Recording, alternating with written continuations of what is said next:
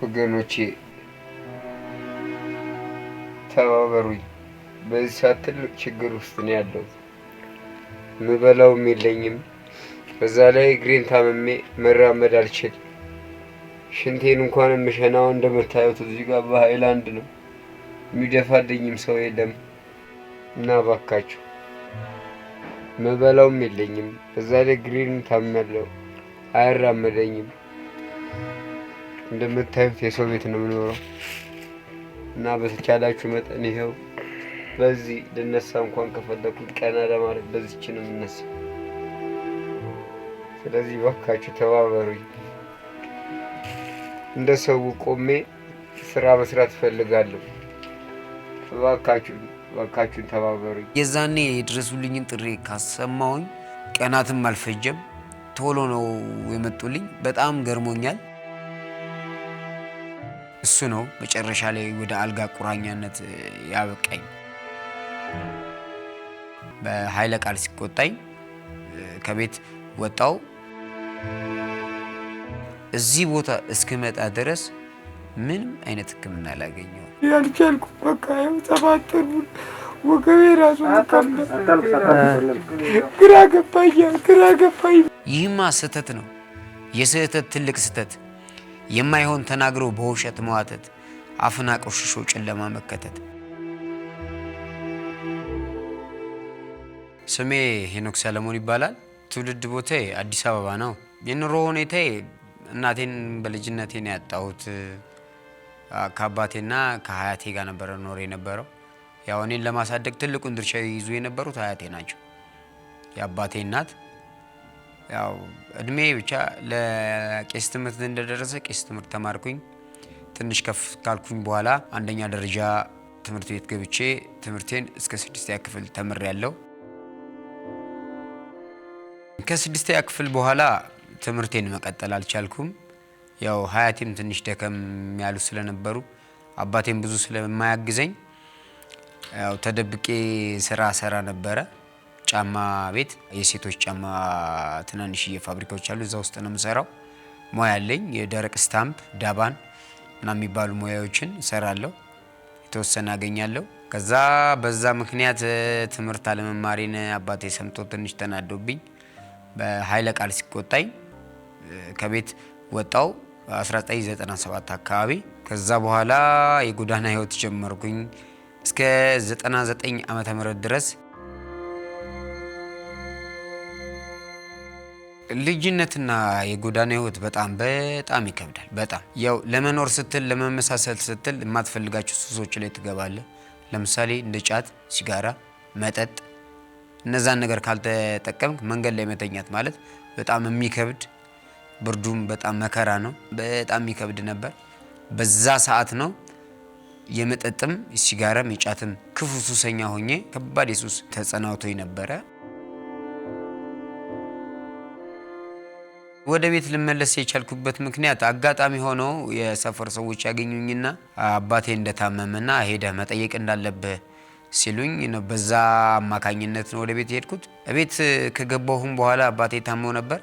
በገባሁኝ በ3ኛው ቀን ነው አባቴ ያረፈው። ከዛ በኋላ ተመልሼ ወደ ጫማ ስራ በቃ መመለስ ነበረብኝና ምክንያቱም ያው ሀያቴም አቅማቸው ስለማይችል እኔም መስራት ነበረብኝ፣ አቅሜን መደገፍ ነበረብኝ። ያንን ጫማ ስራ እየሰራው አሁንም ሱሱ ግን አልቆምም። ሱሱ በጣም እየተጫወተብኝ ነበረ። እንደ ራሴ እንዳላስብ፣ ከራሴ ዓለም እንደወጣ፣ ራሴን እንድጠላ ሁሉ አድርጎኝ ነበረ። ከጓደኞቼ በታች መሆኔ ራሱ በጣም ነበር የሚያናደኝ፣ የሚያበሳጨኝ። ረጅም ዓመት ነው በስራው የቆየሁት። ግን ከሱሱ ጋር ስለሆነ ምንም ማስቀምጠውም ነገር ይሄ አለኝ የምለውም ነገር አልነበረኝም። ከናካቴው ስራውን ትቼ ወደ ሱሱ ዓለም ገባው።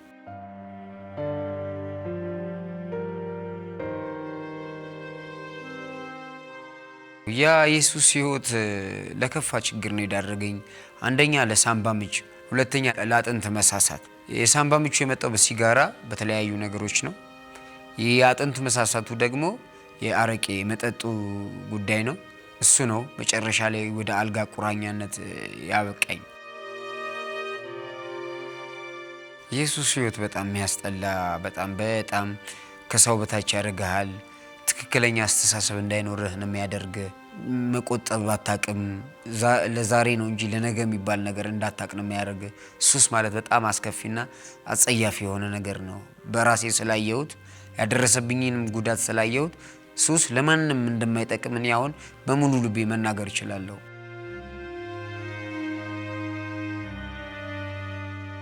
በሱስ ተጠቅቼ አልጋ ቁራኛ ሆኜ ቤት ከተቀመጥኩ በኋላ በጣም ለመንገር ከሚከብድ በላይ ነው ስሰቃይ የነበርኩበትን ቦታ በጣም ያስጠላ አስከፊ ቦታ ነው።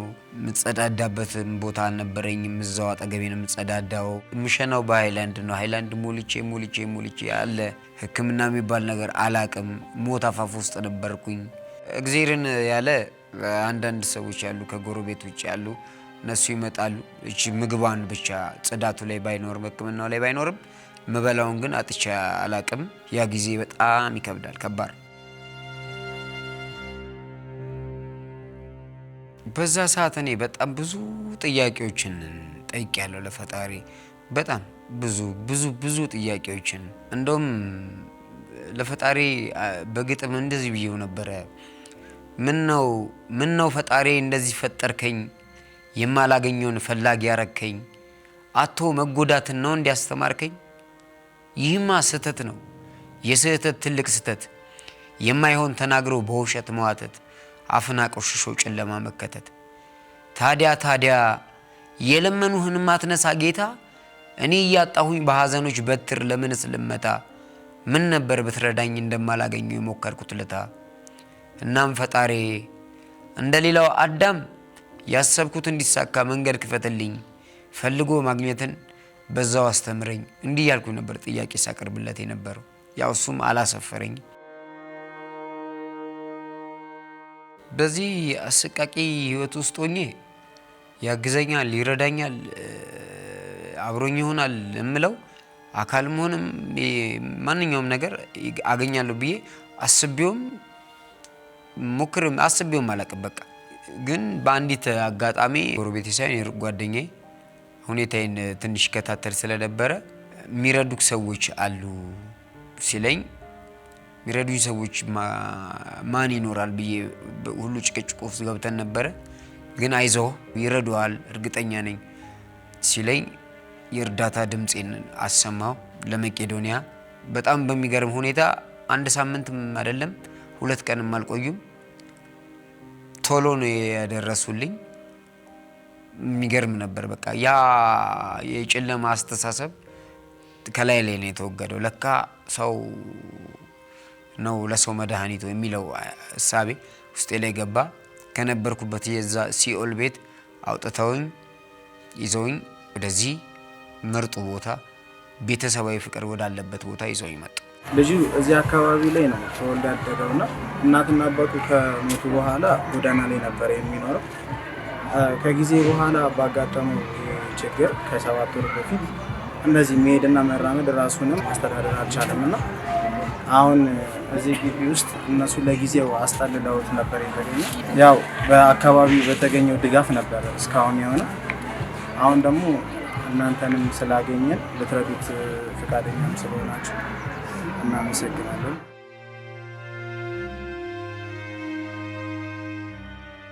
ማን ያሳክመኝ? ማን እየወሰደ ያሳክመኝ? ሰው የለኝም። የቤቶቹም ሰዎች ቤት ውስጥ አይቀመጡም ስራ ስለሚወጡ የቻልኩትን በቃ ያው በበላም ባልበላም እዚች ፍራሽ ላይ ሆኜ በሽቴን አስታምማለሁ። እኔ አሁን መታከም ፈልጋለሁ። ታክሜ እንደሌላ ወጣት መሮጥ ፈልጋለሁ። እባካችሁ እናንተ ተባበሩ። የምትተባበሩኝ ከሆነ ተባበሩ። ግን አልቻልኩም። በቃ ያው ተባተሩ። ወገቤ ራሱ ግራ ገባኝ። የምሄድበት እኮ የለኝም እኮ ሰው የለኝም። ሰው ስለሌለኝ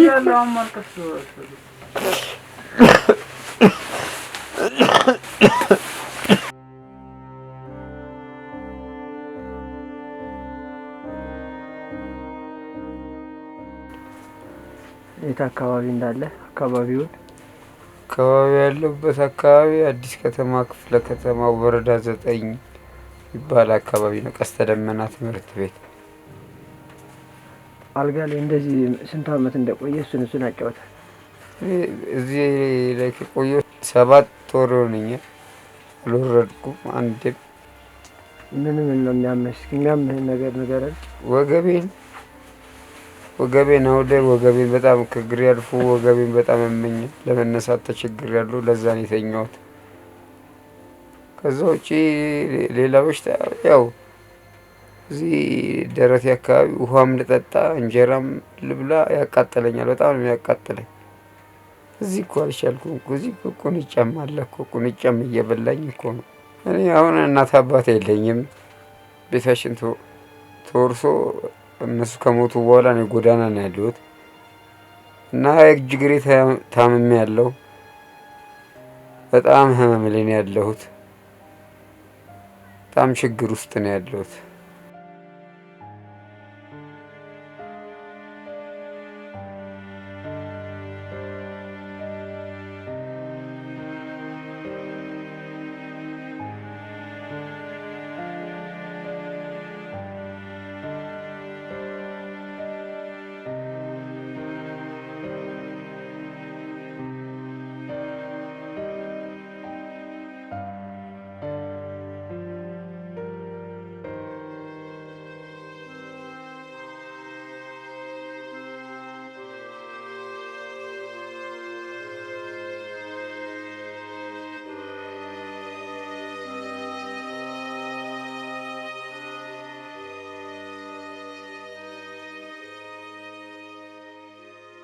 አሁን ያልጋ ቁራኛ ሆኜ እዚህ ከመጣው በኋላ ያለኝ ለውጥ በጣም የሚገርም ነው። ስገባ የሚገርም ነበር አቀባበሉ። ሰውነቴን አጥበውኝ፣ ጸጉሬን ቆርጠውኝ፣ ልብስ ቀይረውልኝ፣ ንጹህ አልጋ ላይ ወስደውኝ አስተኝተውኝ በጣም የሚገርም ትህትና፣ የወንድማዊ አባታዊ ፍቅር ሰጥተውኝ ነው ስገባ። እንደዛ ነበር። ጥሩ አቀባበል ነበር የገጠመኝ። አሁን ያለኝን ለውጤን ሳስበው በጣም ነው ግርም የሚለኝ። እዛ የነበረው ሄኖክና አሁን እዚህ ያለው ሄኖክ በጣም ትልቅ ልዩነት አላቸው። በአስተሳሰብም በፊዚካልም እዛ አገኛቸው የነበሩትና እዚህ አገኛቸው የነበራቸው ነገራቶች በጣም ልዩነታቸው። እዛ ሕክምና ማግኘት አልችልም፣ እዚህ ሕክምና አገኛለሁ። ከግቢው ክሊኒክ ጀምሮ እስከ ትልቅ ሐኪም ቤት ሄጄ ተከታትያለሁ። እዛ ምግብ ማግኘት አልችልም፣ እዚህ አገኛለሁ። ጥሩ መኝታ ላይ ተኛለሁ። እዛ የነበርኩበት ነገር በጣም በጣም ይከብዳል። አሁን በቪዲዮ ራሴን ሳየው ያ ሄኖክ ነበር ማን ነው እስክጠራጠር ድረስ የዚህን ያህል የአእምሮ ሰላምም አለኝ። በጣም በብዙ ነገሮች ሰላም አለኝ። ሕክምናዬን በስርዓት እከታተላለሁ። ጽዳቴ ይጠብቅልኛል። ልብስ ለብሳለሁ እንደማንኛውም ሰው።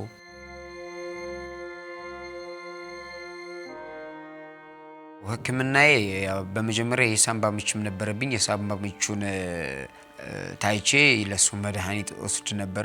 መድኃኒት በጥሩ ሁኔታ ወስድ ነበረ። ከዛም በኋላ እግሬ ላይና ወገቤ ላይ በደረሰብኝ ጉዳት ምክንያት ትልቅ ሆስፒታል ሄጄ ኤምአር እንድነሳና ሕክምናዬን በስርዓት እንድከታተል መኪናም ተዘጋጅቶልኝ እየተመላለስኩ እየታከምኩ ሕክምና ከተደረገልኝ በኋላ ከአልጋ ቁራኛነት ወደ ዊልቸር፣ አሁን ደግሞ ከዊልቸር ደግሞ ወደ ወከር መንቀሳቀስ ጀምሬያለሁ። ጥሩ የሚባል ሕክምናን በተገቢ ሁኔታ አግኝቻለሁ። ለሕክምናው የሚሆኑ ለመድኃኒቱ የሚሆኑ ጥሩ ምግቦችን እመገባለሁ። አሁን በጥሩ ሁኔታ ላይ እገኛለሁ። በተጨማሪም ደግሞ በእደ ጥበብ ሙያ ደግሞ ተሰማርቼ በአሁን ሰዓት እደ ጥበቡን እየሰራው እገኛለሁ። ገና ብዙ እሰራለሁ። በፊት የነበረው ብቸኝነትና አሁን ያለው ደግሞ ከሰዎች ጋር ያለው ሶሻል ላይፍ በጣም ደስ ይላል። ያ በጣም የሚከብድ ጊዜ ነበር። አሁን ደግሞ ወንድማዊነት፣ አባታዊነት ያለበት ቦታ ላይ የፈለከውን ሀሳብ እያነሳ የምትጫወትበት፣ እውቀት የምትጋራበት ቦታ ላይ አሁን በጣም ብዙ አይነት እውቀቶች የምታገኝበት ማህበረሰብ ውስጥ ተቀላቅያለሁ። በቃ ጥሩ ሁኔታ ላይ ነው ያለሁት።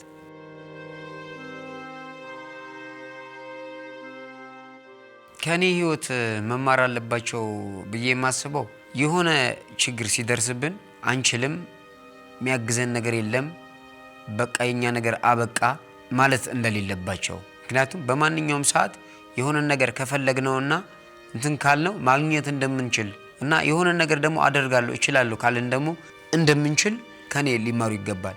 ትላንት አልችልም ነበር ምለው፣ ሰው የለኝም ነበር ምለው፣ አሁን እችላለሁ፣ ሰውም አለኝ። አንድ ብቻ ሳልሆን በጣም አሁን ሰዓት በጣም ብዙ ነኝ እና ተስፋ መቁረጥ በጣም ከባድ ለሰው ልጅ በጣም መጥፎ ነገር ነው። በተቻላችሁ መጠን ቢቻላችሁ ወደ ሱስ ባትገቡ። ሱስ አስከፊ ነገር ነው። ከኔ ህይወት ማየት ትችላላችሁ። ሳምባ ምችም ሰውነት አካሌ ላይ ጉዳት እስኪደርስ ድረስ አልጋ ቁራኛ እስከሆን ድረስ አሁን ደግሞ ከሰዎች ጋር መኖር ደግሞ የሚያመጣው ሰላማዊ እንትን ያንን ከኔ ህይወት ብትጋሩ ትላለሁ።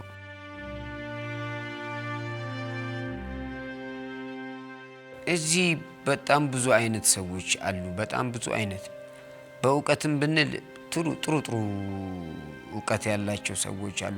ኢንጂነሮች አሉ፣ ዶክተሮች አሉ፣ ወታደሮች አሉ።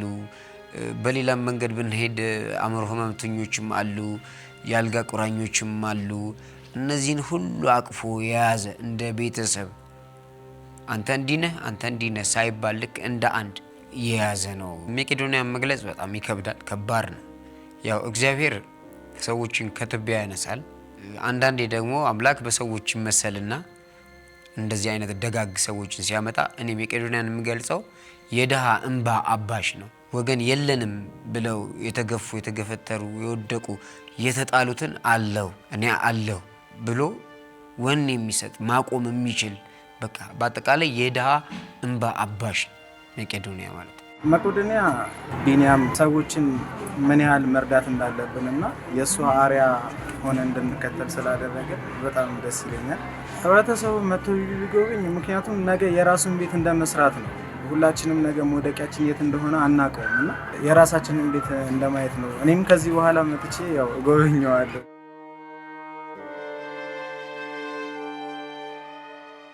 እኔ መቄዶንያን ማመስገን በጣም ይከብደኛል።